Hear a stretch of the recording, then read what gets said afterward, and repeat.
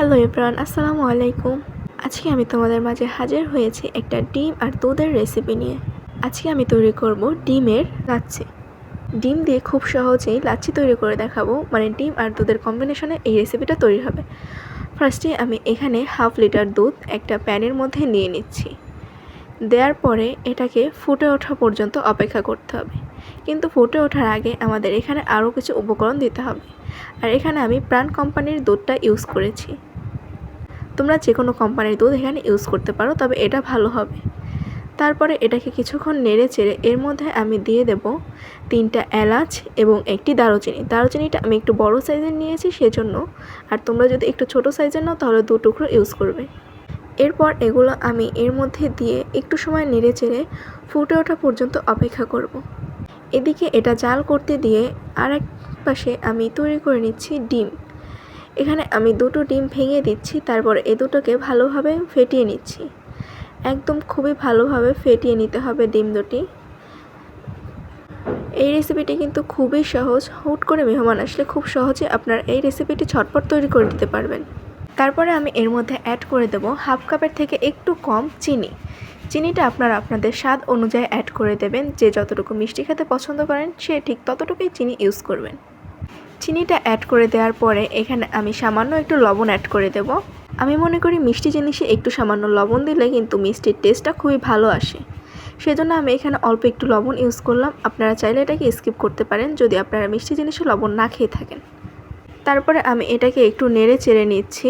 পাশ দিয়ে একটু নেড়ে নেব যাতে করে পাশ দিয়ে লেগে না যায় বা কিংবা উপরে সর না পড়ে। এটা ফুটে ওঠা পর্যন্ত অপেক্ষা করব। দেখুন এটা কিন্তু ফুটে উঠেছে। এবার আমি এরকম একটা হ্যান্ড মিক্সারের সাহায্যে কিছুক্ষণ নেড়ে নেব। তারপরে আমি যে ডিমটা গুলিয়ে রেখেছিলাম সেটা এর মধ্যে দিয়ে দেব।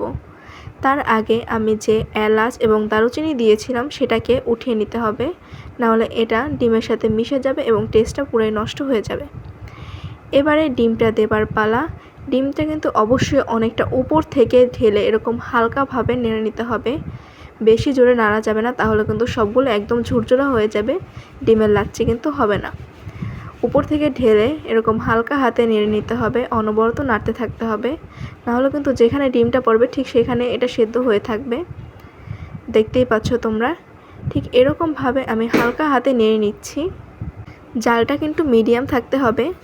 বন্ধুরা যারা যারা চ্যানেলটি সাবস্ক্রাইব করেন অবশ্যই চ্যানেলটি সাবস্ক্রাইব করে নেবে এবং পাশে থাকা বেল আইকনটি অন করে দেবে।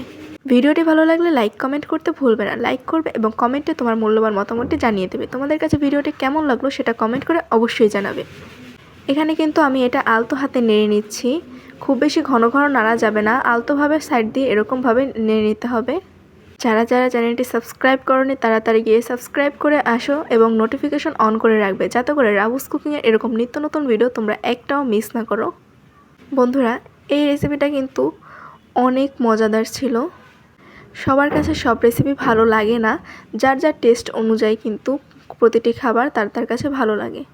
সমস্ত রেসিপি কারো কাছে ভালো লাগে, কারো কাছে ভালো লাগে না। এই রেসিপিটি পার্সোনালি আমার কাছে কিন্তু খুবই ভালো লেগেছে। আপনাদের কাছে কেমন লেগেছে সেটা কিন্তু আপনারা অবশ্যই কমেন্ট করে জানাবেন। জাল করতে করতে যখন এরকম দুধটা টেনে যাবে তখন কিন্তু বুঝে নিতে হবে যে আমাদের ডিমের লাচ্ছি তৈরি। এবার এটাকে আমি নামিয়ে নিচ্ছি। দেখতে দেখতে আমাদের রেসিপিটি একদমই তৈরি হয়ে গেল। খুবই মজাদার এবং হেলদি একটি রেসিপি। ডেকোরেশনের জন্য আমি উপর থেকে একটু কিশমিশ দিয়ে দিয়েছি। তোমরা যে কোনো বাদাম বা কিশমিশ দিয়ে এভাবে ডেকোরেশন করে নিতে পারো। এটা কিন্তু খেতে অনেকটা লাচ্চা সেমাইয়ের মতনই লাগে। এটা সুস্বাদু এবং স্বাস্থ্যকর। আর একটা মজাদার জিনিস কি জানেন, যে বাচ্চারা ডিম এবং দুধ খেতে না চায় তাদেরকে যদি এভাবে তৈরি করে দেওয়া হয় তারা কিন্তু অনায়াসে এটা খেয়ে নেবে। এবং এটা যেহেতু পুষ্টিকর এবং হেলদি একটি রেসিপি, তাই বাচ্চাদেরও কিন্তু অনেকটা উপকার হবে। তো ভালো থেকো সবাই, দেখা হবে নতুন কোনো ভিডিওতে। সবাই সুস্থ থেকো, ভালো থেকো। আল্লাহ হাফেজ বন্ধুরা।